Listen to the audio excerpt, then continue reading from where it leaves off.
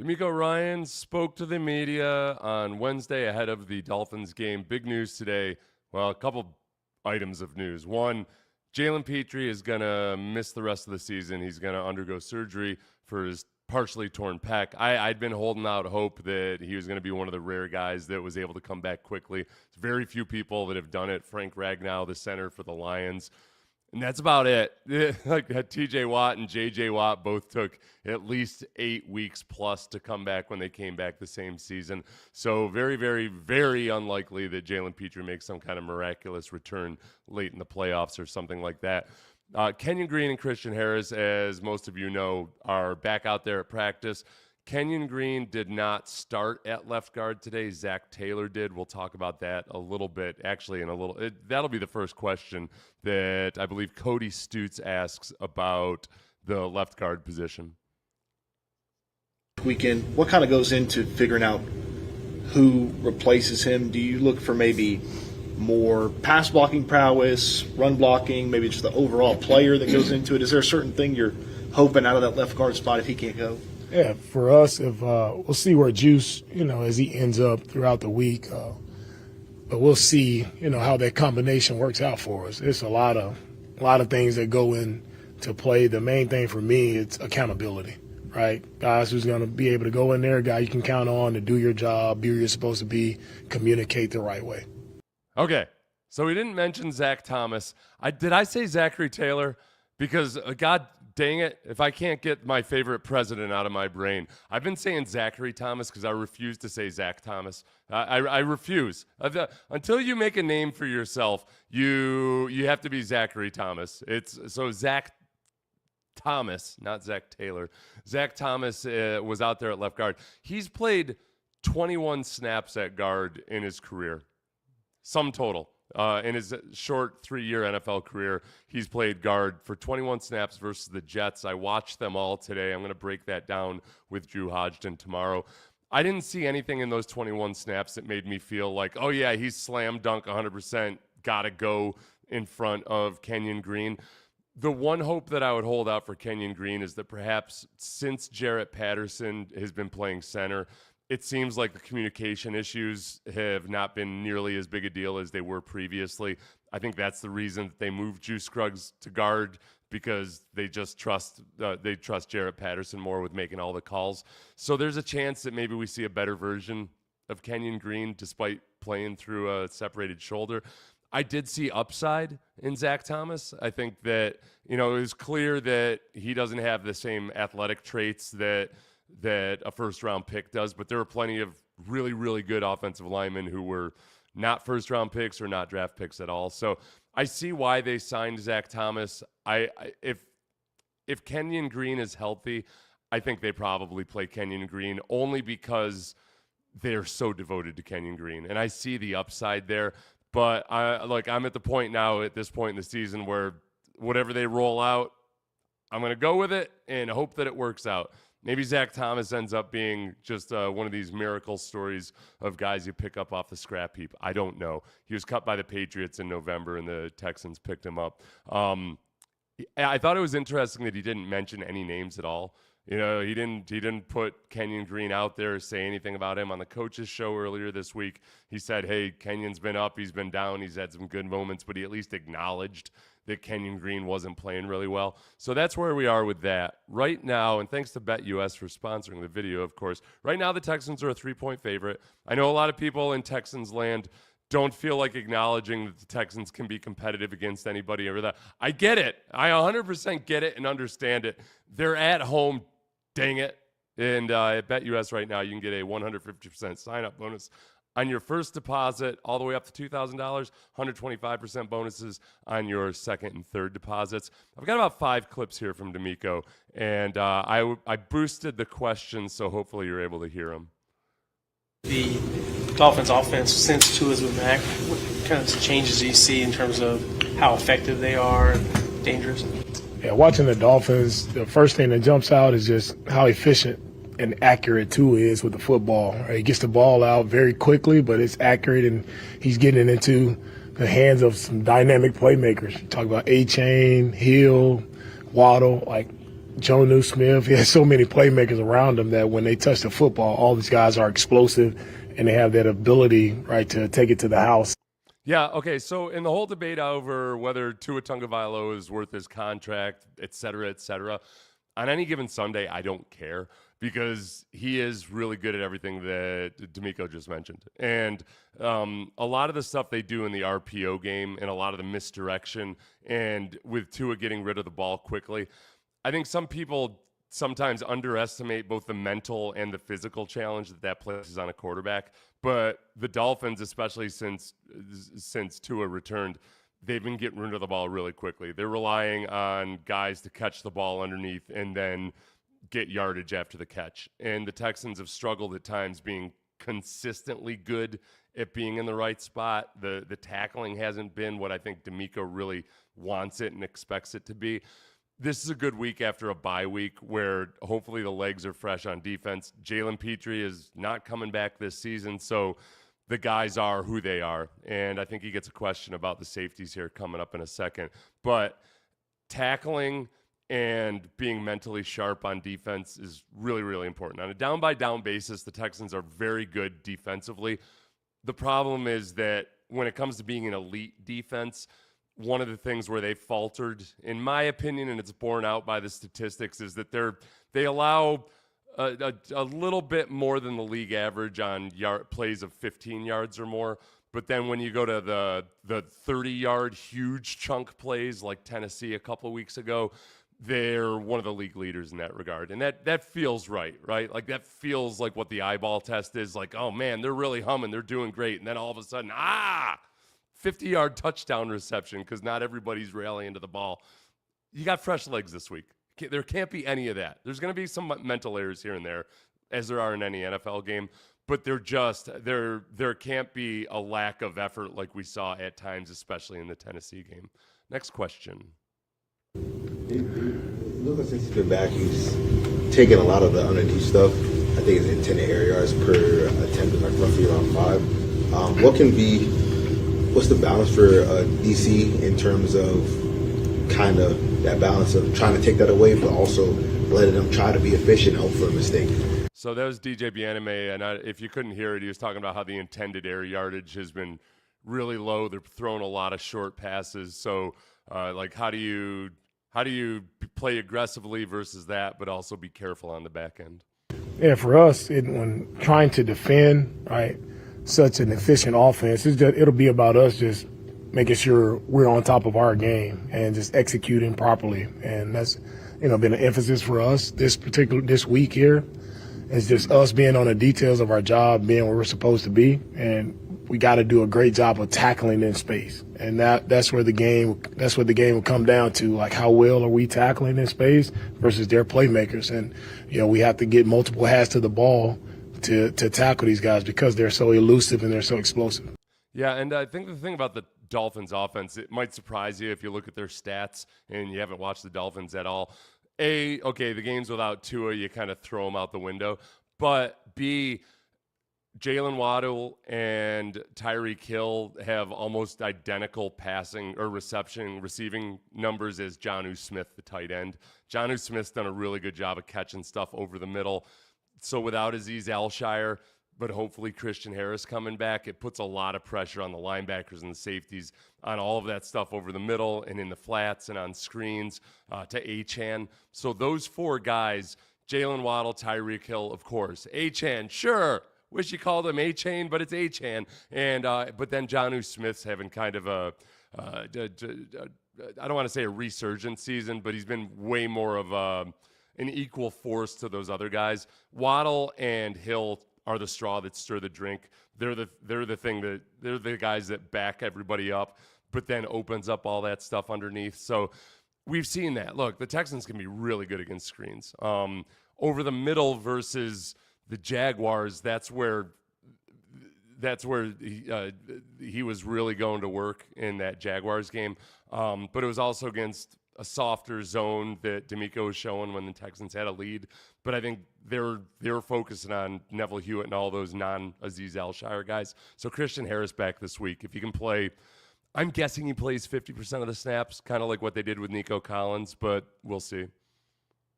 Coach, on Monday you talked about eye discipline. How important is it for the safeties, especially a young safety like Caleb Bullock, to make sure that he's on top of everything and keeping everything in front of him? So the question from Sarge was, how important is eye discipline, especially for a young safety like Kalen Bullock against a team like this?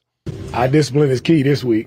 Even though the ball is out, they have a lot of eye candy, as we call it, a lot of eye candy, where they present things where a play is going one way and it goes to the other side. So everybody, you just have to maintain your discipline, make sure your eyes are in the proper place with the defensive call, with what we're asking guys to do. If your eyes are right, you have a chance to be right. But if you're seeing too much, then that's where you run into problems. So just ask our guys, see a little, see a lot. Yeah, see a little, see a lot. I like that.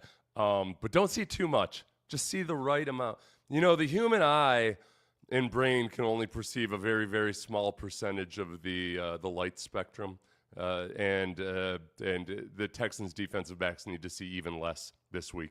They need to go down to like the 0.001%. You've got to be just dialed in on the things that matter.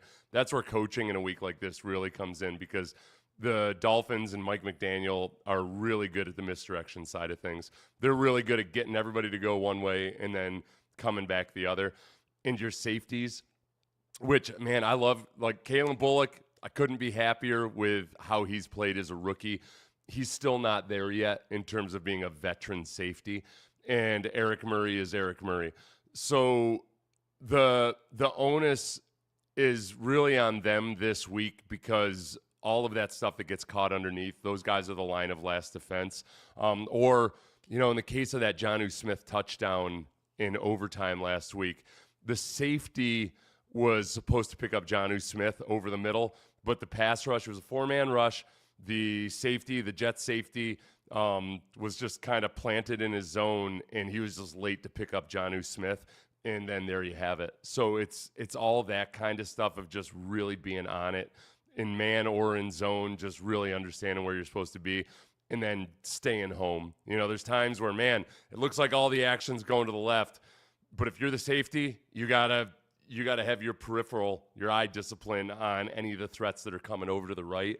So that's a big test this week. And then with Kalen, what I always hope is that, yes, he's going to make rookie mistakes, and even if they're not mistakes, you know, as a safety, your job sometimes is to make everybody else in front of you right. And we saw this in the Cowboys game. Kalen Bullock wasn't wrong in where he was, but when Jeff Okudah gave up inside leverage to the special teamers there, whose name I'm blanking on, I think a veteran safety like Jimmy Ward may have been able to hoover that up and at least prevent it from being a touchdown by recognizing what was going on in front of him. So sometimes it's safety. It's not about doing it by the textbook or doing it by the playbook all the time. It's about kind of playing jazz and figuring out how this play is developing. That's a big test for Kalen this week. And if he wipes out any mistakes by just making 3 interceptions, I'll be cool with that too. Real quick, I just saw this out of the corner of my eye. I mean, we're talking about defense right now because of the fact we know the offense, how the offense is going to perform. I think part of that is that Bobby Slowick is tomorrow, and that also DeMeco just tends to get more questions about the defense. And maybe we'll get something illuminating from Bobby tomorrow. Maybe Bobby will explain, hey, you know what? We figured out everything that was wrong with the offense, and it's fixed. Just trust me on this. Back, I know he hasn't played football yet, but just having him back in practice today. Having Christian back, just having his presence back has really been helpful for everyone. Like, everybody's excited to see him just back out on the field, his energy, everybody understand his playmaking abilities, sideline to sideline. Like, Christian, he's an explosive player, dynamic player for us. So, you know, it's encouraging to see him back. Yeah. Oh, geez, Seth, good editing there. As one of you people pointed out, I don't know why my name is down there in the corner, Murray. This is one of these technical mysteries that eludes me. I'll ask AI about it later. AI fixed my marriage earlier. I had an argument with my wife, and I asked AI about it, and AI basically said that I was overreacting. So I smashed my computer screen, but then acknowledged that it was correct. I think was that the last question? Oh, no, we got one more. So as far as Christian Harris, Yeah, Azeez Al-Shire is a big loss. Christian Harris is a big gain. It'd be nice to have both of those guys on the field together versus Tennessee, but we don't have that right now. And as one of you in the comments pointed out, Henry To'oTo'o is still in that young player mode too, where he's not always picking guys up. Sometimes he's got his eyes in the backfield and somebody runs past, that big touchdown versus the Titans, right? That's where some of the youthful mistakes they're not damning mistakes, but when you compound them over several guys, that's where you start to worry about with guys like Tyreek Hill and Jalen Waddle and their explosiveness afterwards.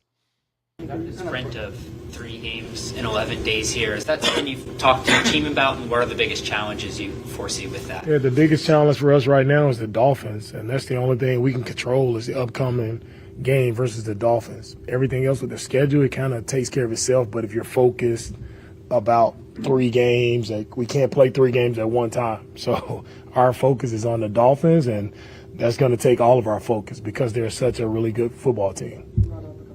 Yeah, it's interesting. There's one of our listeners for the morning show, Michael Moss, who is he's in his 80s. He's a retired attorney, and he sends me he sends me emails like he's billing by the hour.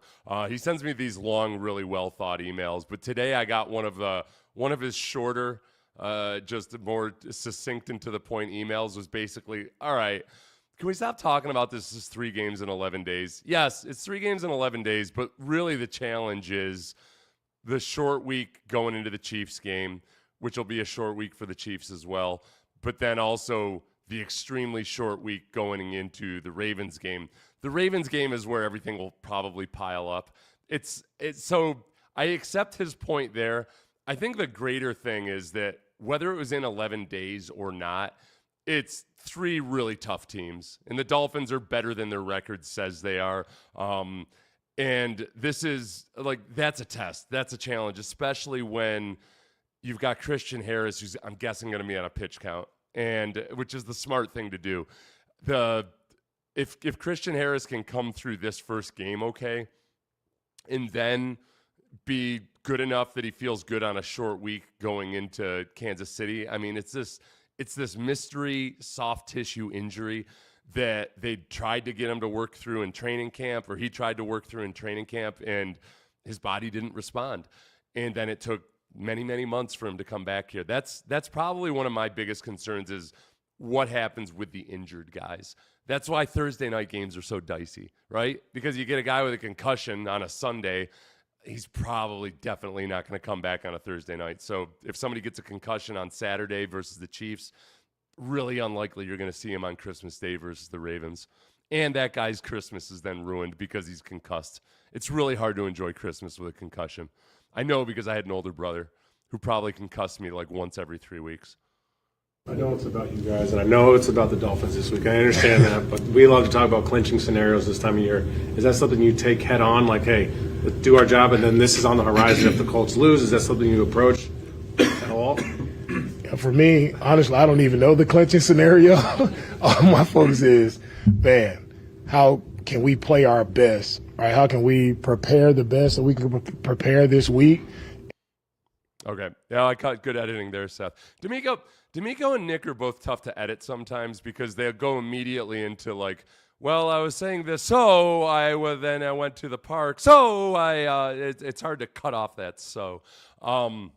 That's not their concern. That's mine. They need to focus on what they need to do. I can barely speak myself, and supposedly I'm a professional. Do you believe DeMeco when he says he's not aware of the playoff scenario? I do. When DeMeco doesn't want to answer a question, he's got ways of sidestepping it, or just kind of speaking in generalities. For one, I can't imagine the speech where you get up in front of a team and say, "Hey guys, we gotta win one of these next 4 games and hope that the Colts lose at least one of the next 4 games, and then we're in." Or I don't want to stand up in front of a team and say, "Hey guys, all we have to do is win 2 of these next 4 games. We control our destiny." Yes. That's a depressing ass pep talk. You can't get up to your team and tell them that. They'll learn it on their own. The way our children learn these things these days, social media. I'll take social media over the bus any day. Some of the crap I learned on the bus when I was way too young to be learning that stuff. At least with social media, I can go, check it out on, Healthline or something. Questions. Concussions once a week. That's what's wrong with you, Seth. I'll tell you what, Kathy. Football, I got a lot of concussions.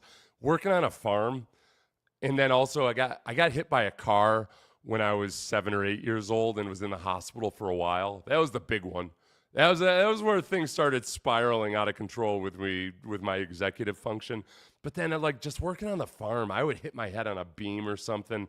On old farms. These are old barns built for people back when the average male height was 5'5". I hit my head a lot. So, I'll get whatever benefits I have coming to me from the NFL, but I think the damage was done long before that. Yeah, I know. We need one Colts loss and one win. I know. I mean, I'm saying that's not what you tell your team. That's not you don't say that. That's the most depressing ass thing you could ever say to a team. They act like they're folding up just like the Jags last year. I guess by act, Larry, do you mean like the way he's speaking in the press conference, or you mean like the way they're? I guess on the way they're playing on the field, you could argue that. But except that the offense has never looked good the whole season. So the Jaguars at least were playing better football than the Texans had been offensively for the first 2/3 of the season last year. I'm still holding out hope that there's some kind of a click or some kind of a turnaround. I think they've got limitations in the run game because the offensive line I don't think they're capable of playing physical football.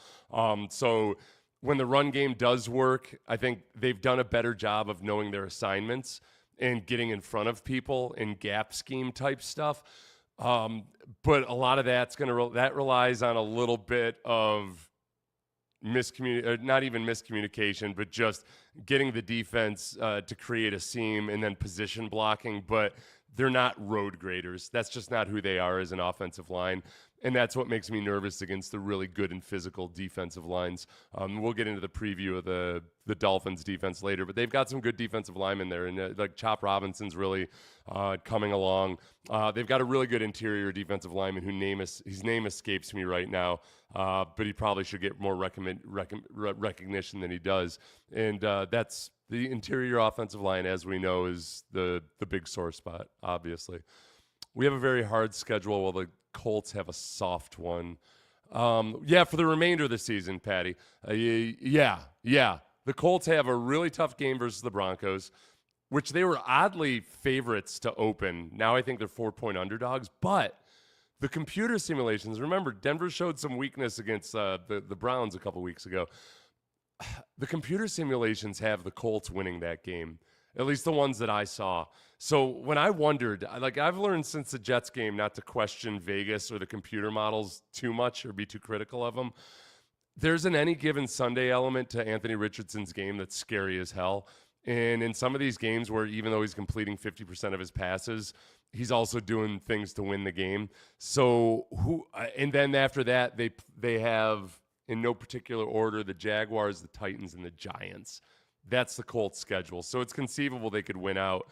If you want to be excited about the playoffs, the Texans have to win 2 of these next 4 games. They just have to. So for me, I don't even want to worry about the Colts because the true test over these next 4 games is, all right, if the Texans have made any kind of improvement offensively, and if they can play without Azeez Al-Shire, but perhaps the addition of Christian Harris, Jalen Petre's not coming back this season, they got to win at least 2 of these next 4 games. If it's the Dolphins and the Titans, so be it. I'll be excited beyond belief if they beat the Dolphins and then beat one of either the Chiefs or the Ravens. I will be on a high like anything legal that you can buy in Texas right now. So Zach Sealer.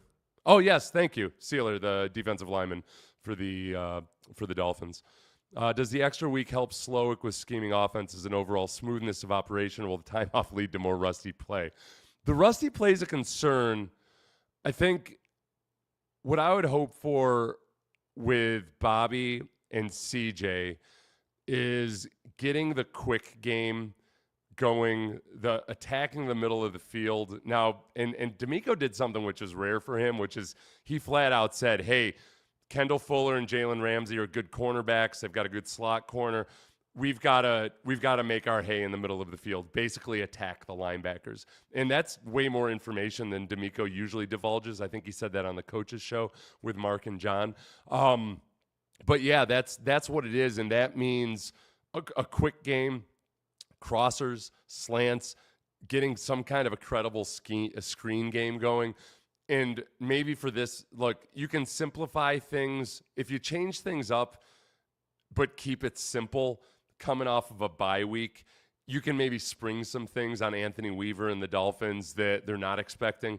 I just don't want it to turn into one of these affairs where, a couple of gadget plays work in the first half, and then that's the sum total of it. I don't want whatever new they add to the offense to be in the form of a gadget play, because that means they've wasted time working on gadget plays in practice instead of working on some of the simpler stuff. Just rubs, bunches, like all the things you can do out of those. And then CJ really being genuinely committed to getting rid of the football quickly when it's appropriate. And I think he's done a good job of that as the season's progressed. He's gotten a lot better at that. He respects and understands what Joe Mixon can do for him as an outlet. So it's got to be that. It's got to be the speed of operation, and it's got to be some of the stuff in the quick game, and then open up your requisite one Nico deep strike per game. And please don't have it called back by penalty. That's the big thing. It's all I ask. You did it last time. You did it against Jacksonville. None of Nico. Well, was one Nico Collins play called back? I think one was called back, but it wasn't a big one, and it wasn't a touchdown. So please do that.